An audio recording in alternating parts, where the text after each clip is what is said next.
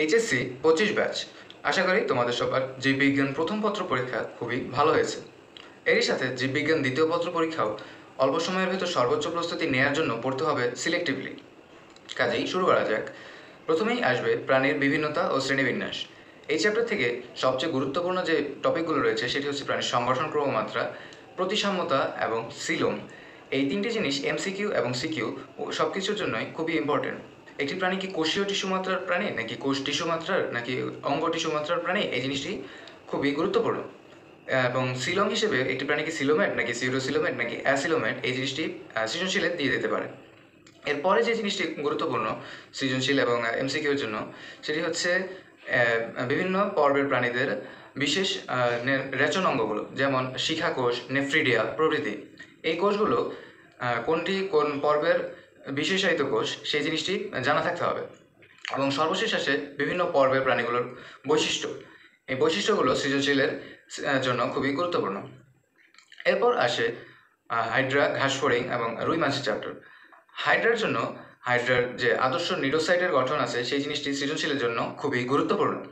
এবং বিভিন্ন ধরনের নিউরোসাইট যেমন ভলভেন্ট, স্টিনোটিল, পেনিট্রেন্ট, স্টেরিওলিন গ্লুটিন্যান্ট অথবা স্ট্রেপ্টোলিন গ্লুটিন্যান্ট, এদের ভেতর পার্থক্য, এই জিনিসটিও খুবই গুরুত্বপূর্ণ।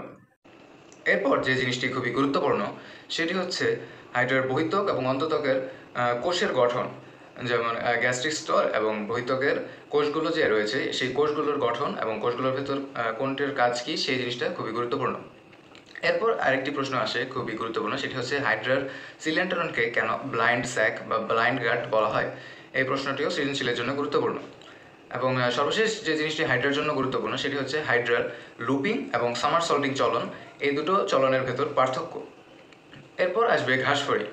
ঘাসফড়িংয়ের জন্য খুবই গুরুত্বপূর্ণ যে জিনিসটি রয়েছে সেটি হচ্ছে ঘাসফড়িংয়ের মুখপাঙ্গ এবং পায়ের গঠন। যেমন মুখপাঙ্গের গঠনের ভেতর যে গঠনগুলো রয়েছে সেই গঠনগুলোর ছবি এবং বৈশিষ্ট্য, এই জিনিসটি খুবই গুরুত্বপূর্ণ ফর সৃজনশীল। এবং পায়ের ক্ষেত্রে কক্সা, ট্রোক্যান্টার, টিবিয়া, ফিমার, এই জিনিসগুলো এক সিরিয়ালি মনে রাখতে হবে। এবং ঘাসফড়িংকে কেন স্যালটেটোরিয়াল পা বলা হয়, ঘাসফড়িংয়ের পা কেন স্যালটেটোরিয়াল পা, এই প্রশ্নটিও খুবই গুরুত্বপূর্ণ। এরপর আসে ঘাসফড়িংয়ের যে মুক্ত রক্ত সংবহন তন্ত্র আছে সেই সংবহন তন্ত্রের বৈশিষ্ট্য। এবং আরেকটি খুবই গুরুত্বপূর্ণ যে চিত্র রয়েছে এই ঘাসফড়িংয়ের চ্যাপ্টার থেকে সেটি হচ্ছে ঘাসফড়িংয়ের পুঞ্জাক্ষী। ঘাসফড়িংয়ের পুঞ্জাক্ষীর চিত্রটি খুবই গুরুত্বপূর্ণ। এবং ঘাসফড়িংয়ের দর্শন থেকে আরও একটি জিনিস গুরুত্বপূর্ণ, সেটি হচ্ছে অ্যাপোজিশন এবং সুপারপোজিশন প্রতিবিম্বের ভেতর পার্থক্য এবং অ্যাপোজিশন সুপারপোজিশন প্রতিবিম্ব কখন গঠিত হয়। এরপর রুই মাছের অংশটুকু এইচএসসি পরীক্ষার জন্য বিশেষ গুরুত্বপূর্ণ নয়, তবে কেউ যদি চাও তাহলে রুই মাছের জীবনচক্র দেখে যেতে পারো। এরপর আসবে পরিপাক ও শোষণের চ্যাপ্টার। এই চ্যাপ্টার থেকে শুরুতেই যে জিনিসটি পড়তে হবে সেটি হচ্ছে দাঁত এবং দন্ত সংকেত। দন্ত সংকেতের ক্ষেত্রে শিশু এবং অ্যাডাল্টের ক্ষেত্রে দুটি ভিন্ন দন্ত সংকেত পাওয়া যায়। এই দুটি দন্ত সংকেত এমসিকিউ এর জন্য গুরুত্বপূর্ণ। এরপর আসবে পরিপাক রস অথবা পরিপাক এনজাইম। কোথায় কোন এনজাইম নিঃসৃত হচ্ছে, কোন এনজাইমের ফলে কোন খাদ্য উপাদানের কীরকম পরিবর্তন হচ্ছে, গ্লুকোজ থেকে কী পাওয়া যাচ্ছে, প্রোটিন থেকে কী পাওয়া যাচ্ছে, এই জিনিসগুলো খুবই গুরুত্বপূর্ণ। বিশেষ করে ক্ষুদ্রান্ত্রের অংশটুকু, ক্ষুদ্রান্ত্রের পরিপাক এনজাইমগুলো খুবই গুরুত্বপূর্ণ। এরপর আসবে যে যকৃৎ। যকৃতের দুটি ভূমিকা আছে, বিপাকীয় ভূমিকা এবং সঞ্চয়ী ভূমিকা। এই দুটি ভূমিকাও সৃজনশীলের জন্য খুবই গুরুত্বপূর্ণ। বিশেষত যকৃতের গ্লুকোজের ক্ষেত্রে গ্লুকোনিওজেনেসিস, গ্লাইকোনিওজেনেসিস এবং এই প্রক্রিয়াগুলো খুবই গুরুত্বপূর্ণ। এরপর আসবে পরিপাকে বিভিন্ন হরমোনের ভূমিকা। এই জিনিসটিও এমসিকিউ এর জন্য খুবই গুরুত্বপূর্ণ, যে কোন হরমোন কোন কাজে লাগে, এই জিনিসটি এমসিকিউতে আসতে পারে। এরপর সর্বশেষ যে সংখ্যামূলক ইনফরমেশনগুলি জানা থাকা প্রয়োজন সেটি হচ্ছে বিএমআই। এই বিএমআই এবং স্থূলতা, কোনটি প্রথম স্তরের স্থূলতা কোনটি দ্বিতীয় স্তরের স্থূলতা, এই জিনিসটি জানা থাকতে হবে। এরপর আসবে রক্তের চ্যাপ্টার। রক্তের চ্যাপ্টারের ক্ষেত্রে সংখ্যামূলক যে ইনফরমেশনগুলো জানা থাকা প্রয়োজন সেটি হচ্ছে রক্তের উপাদান এবং প্লাজমার সংযুক্তি। এই এই জিনিসগুলো এমসিকিউ এর জন্য গুরুত্বপূর্ণ।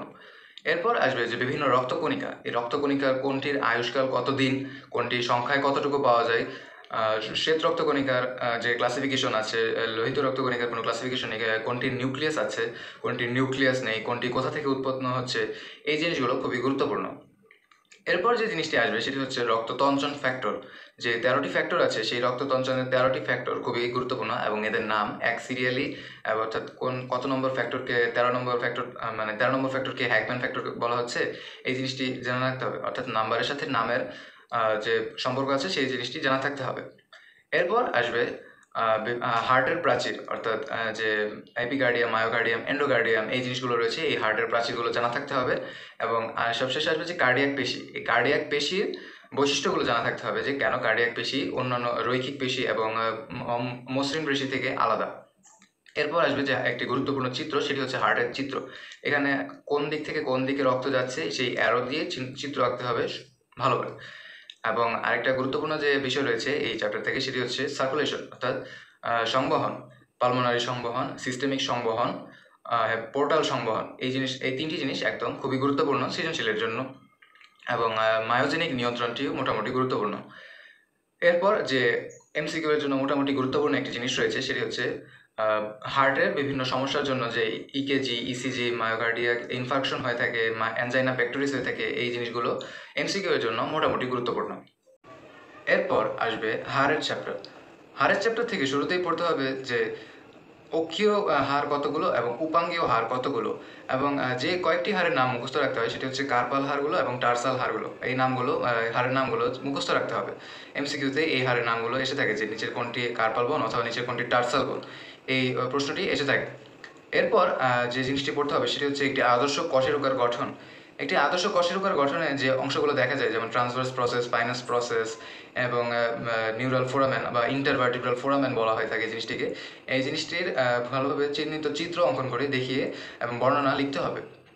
এরপর যে জিনিসটি আসে এই চ্যাপ্টারে সেটি হচ্ছে পেশি। পেশির ক্ষেত্রে কোনটি মসৃণ পেশি, কোনটি অমসৃণ পেশি, কোনটি হৃদপেশি, এই তিনটির ভিতর পার্থক্য খুবই গুরুত্বপূর্ণ। এবং বিশেষত কার্ডিয়াক পেশি কেন অমসৃণ পেশি নয়, এই প্রশ্নটি খুবই গুরুত্বপূর্ণ। কাজেই এই পেশিগুলোর বৈশিষ্ট্য এবং কোন পেশি কোথায় পাওয়া যায়, কোন পেশিকে কেন একটি পেশিকে কেন মসৃণ পেশি বলা হচ্ছে বা একটি পেশিকে কেন অমসৃণ পেশি বলা হচ্ছে, এই জিনিসটি খুবই গুরুত্বপূর্ণ। এবং সর্বশেষে কিছু গুরুত্বপূর্ণ জিনিস আছে যেটি এমসিকিউ জন্য খুবই গুরুত্বপূর্ণ। সেটি হচ্ছে লিভার, অর্থাৎ প্রথম শ্রেণীর লিভার, দ্বিতীয় শ্রেণীর লিভার, এদের গঠন, মানে কোথায় পিভট থাকছে, কোথায় ভর থাকছে, এই জিনিসগুলো জানা থাকতে হবে। এবং লাস্টলি যে জিনিসটি জানা থাকতে হবে সেটি হচ্ছে অস্থিভঙ্গের প্রকারভেদ। অস্থিভঙ্গ কত প্রকার এবং কোনভাবে অস্থিভঙ্গ হলে তাকে কোন নামে ডাকা হয়, এই প্রকারভেদটিও খুবই গুরুত্বপূর্ণ। সর্বশেষ আসবে জেনেটিক্সের চ্যাপ্টার, জেনেটিক্স এবং ইভলিউশনের চ্যাপ্টার। এই চ্যাপ্টার থেকে যে জিনিসটি খুবই গুরুত্বপূর্ণ সেটি হচ্ছে সবার প্রথমেই পড়তে হবে যে কেন মেন্ডেল মটরশুঁটির গাছ ব্যবহার করেছিলেন তার সূত্রগুলো প্রতিষ্ঠা করার জন্য। মটরশুঁটি গাছ ব্যবহারের যে কারণগুলো আছে সেই কারণগুলো এখানে লিখতে হবে। এরপর আসবে যে তার সূত্রগুলো থেকে বেশি গুরুত্বপূর্ণ হচ্ছে তার সূত্রের ব্যতিক্রমগুলো। প্রথম সূত্রের ক্ষেত্রে যেমন আছে সমপ্রকটতা এবং সমপ্রকটতা, অসম্পূর্ণ প্রকটতা, এই জিনিসগুলো, এই দুটো জিনিস প্রথম সূত্রের ব্যতিক্রম হিসেবে খুবই গুরুত্বপূর্ণ। এবং দ্বিতীয় সূত্রের ব্যতিক্রম হিসেবে দ্বৈত প্রচ্ছন্ন এপিস্টেসিস অর্থাৎ মুখ বধিরের যে চেকার বোর্ডটা পাওয়া আছে বইয়ে, সেটি হচ্ছে খুবই গুরুত্বপূর্ণ।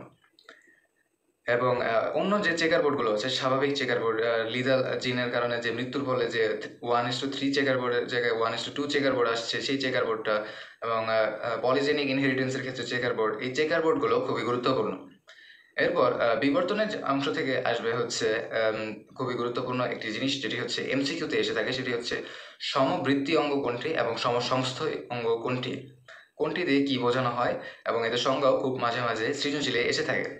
আরেকটি যে জিনিস আসে সাধারণত, সেটি হচ্ছে আর্কিওপটেরিসকে কেন সংযোগকারী সূত্র বলা হয়, এবং সংযোগকারী সূত্র বা কানেকটিভ লিঙ্ক এবং মিসিং সূত্র বা মিসিং লিঙ্কের মাঝে পার্থক্য কী, এই দুটো জিনিস জানা থাকতে হবে। এরপর এমসিকিউ এর জন্য যে ঘোড়ার যে বিবর্তনের যে অংশটুকু আছে সেই জিনিসটি পড়ে নিলে ভালো হয়, না পড়ে নিলেও অসুবিধা নেই। তো আশা করি যে সবাই এই অংশগুলো পড়ে নিয়ে খুবই ভালোভাবে জীববিজ্ঞান দ্বিতীয় পত্র পরীক্ষা অ্যাটেন্ড করতে পারবে।